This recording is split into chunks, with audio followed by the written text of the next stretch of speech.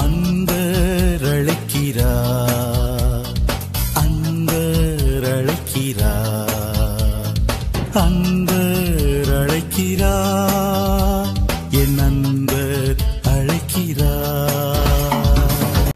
கர்த்தருக்குள் பிரியமானவர்களே, இயேசு கிறிஸ்துவின் இனிதான நாமத்தில் உங்களுக்கு அன்பின் வாழ்த்துக்கள். அன்பர் அழைக்கிறார் ஊழியத்தின் சார்பிலே வாரம் ஒரு வார்த்தை நிகழ்ச்சியின் மூலம் உங்களை சந்திப்பது மிகுந்த மகிழ்ச்சி. நாம் ஒரு பாடலை ஆண்டவரை மகிமைப்படுத்தி பாடி தேவ செய்திக்குள்ளாக நாம் கடந்து செல்லுவோம்.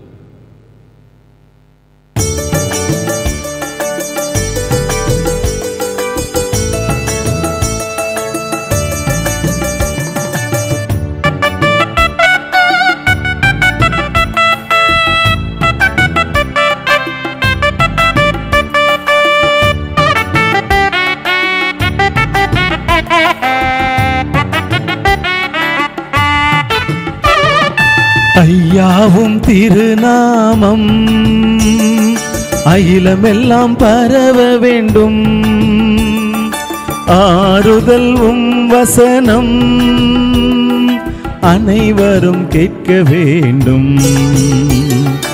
ஐயாவும் திருநாமம் அகிலமெல்லாம் பரவ வேண்டும், ஆறுதல் வசனம் அனைவரும் கேட்க வேண்டும்.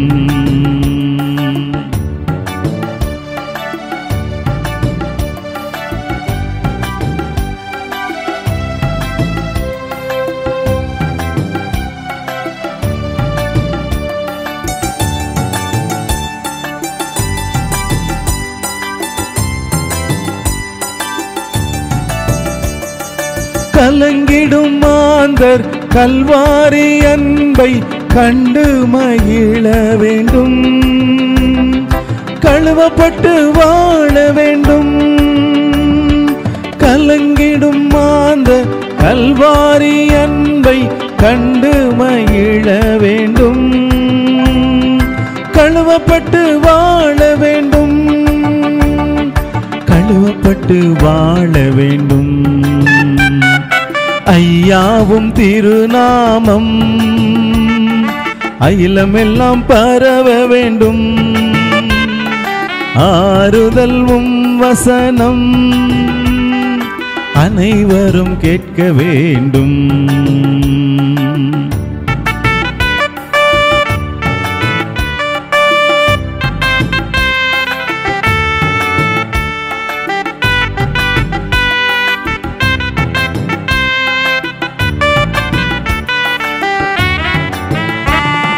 குருடரெல்லாம் பார்க்கணும், செவிடரெல்லாம் கேட்கணும், முடவரெல்லாம் நடக்கணுமே,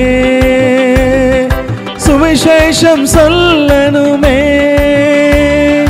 குருடரெல்லாம் பார்க்கணும், முடவரெல்லாம் நடக்கணும், செவிடரெல்லாம் கேட்கணுமே, சுவிசேஷம் சொல்லணுமே, சுவிசேஷம் சொல்லணுமே.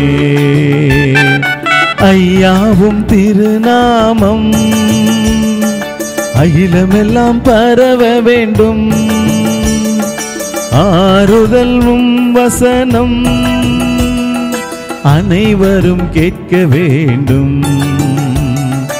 ஐயாவும் திருநாமம் அகிலமெல்லாம் பரவ வேண்டும்,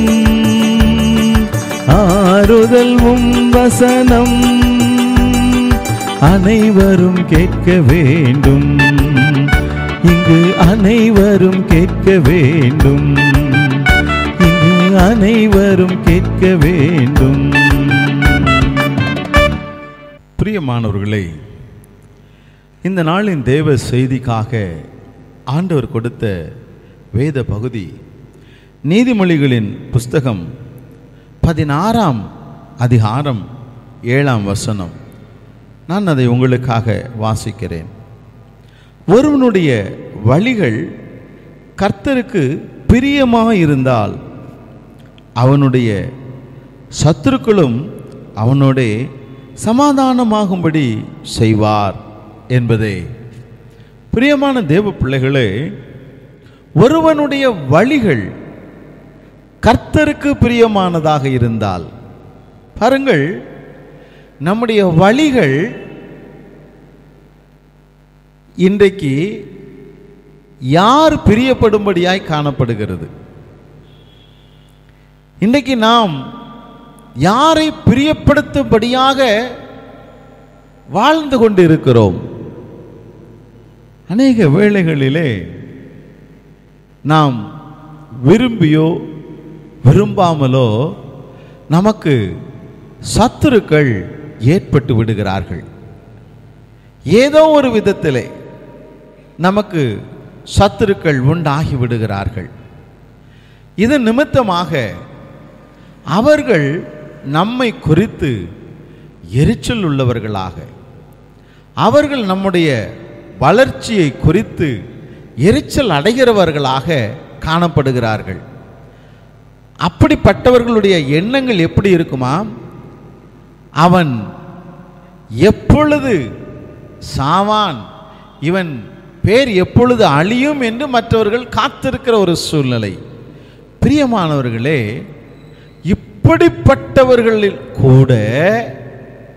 இப்படிப்பட்டவர்கள் கூட மனம் மாறுகிற ஒரு சூழ்நிலை. அதைத்தான் இங்கே சொல்கிறார். ஒருவனுடைய வழிகள் கர்த்தருக்கு பிரியமாயிருந்தால் அவனுடைய சத்துருக்களும் அவனோடு சமாதானமாகும்படி செய்வார். யார் செய்வார்? கர்த்தர் அதை செய்வாராம்.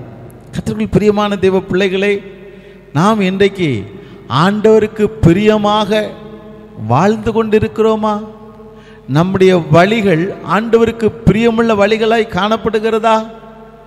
நாம் அநேக வேளைகளிலே உலக ஓட்டத்திலே இஷ்டம் போல வாழ்கிறவர்களாய் காணப்படுகிறோம். நாம் மனம் விரும்பியபடியெல்லாம் வாழ விரும்புகிறோம். இந்த மனது என்னவெல்லாம் செய்ய சொல்லுகிறதோ, எப்படியெல்லாம் நம்மை வாழ சொல்லுகிறதோ, அவைகள் எல்லாவற்றையும் மனதை திருப்திப்படுத்தும்படியாக, மனதை சந்தோஷப்படுத்தும்படியாக நாம் இன்றைக்கு வாழ்ந்து கொண்டிருக்கிறோம்.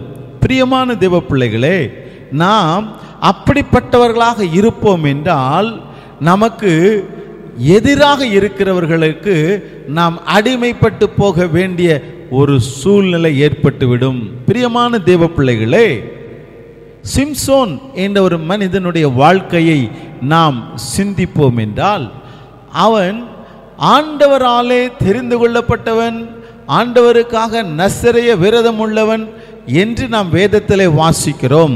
அப்படிப்பட்டவனாகிய சிம்சோன் ஆண்டவருக்கு பிரியமாக இருந்த பொழுது ஆண்டவர் அவனுக்கு எல்லா நன்மைகளையும் செய்தார். ஆனால் அவனுடைய வழிகள் ஆண்டவருக்கு பிரியமில்லாமல் ஆனபோது, அவன் கண்ணின் இஷ்டத்துக்கு அவன் வாழ்ந்தபோது, அவன் மன விருப்பத்தின்படியெல்லாம் வாழ்ந்தபோது, அவனுடைய வாழ்க்கை மற்றவர்களுக்கு கேலி பொருளாக மாறிய ஒரு சூழ்நிலைக்கு தள்ளப்பட்டதை நாம் வேதத்திலிருந்து வாசிக்க முடியும். கர்த்தருக்குள் பிரியமான அன்பு சகோதரனே, சகோதரியே, இன்றைக்கு உங்களுடைய வழிகள் எப்படிப்பட்டதாக இருக்கிறது? ஆண்டவருக்கு பிரியமான வழிகளிலே நீங்கள் வாழ்ந்து கொண்டு இருக்கிறீர்களா? உங்கள் உள்ளத்திலே ஆண்டவர் பேசுவார். மகனே, மகளே, நீ சென்று கொண்டிருக்கிற வழி எனக்கு பிரியமில்லாததப்பா, பிரியமில்லாததம்மா, உன் வழிகளை மாற்றிக்கொள், என்னுடைய வழிகளிலே நீ நடக்க முயற்சி எடு என்று ஆண்டவர் நமக்கு கிருபை அளிக்கிற தேவனாக இருக்கிறார். ஆனால் நாம் என்ன நினைக்கிறோம்? இல்லை இல்லை, நான் என்னுடைய வழியிலே, என் சுயம் என்னை விரும்புகிறதோ அந்த வழியிலேயே நான் நடக்க விரும்புகிறேன் என்று சொல்லுவோமா? கர்த்தருக்குள் பிரியமான சகோதரனே, சகோதரியே, என் அன்பு வாலிப தம்பி, தங்கச்சி, உங்கள் வாழ்க்கையிலே இன்றைக்கு ஆண்டவருடைய வழிகள் காணப்படுகிறதா?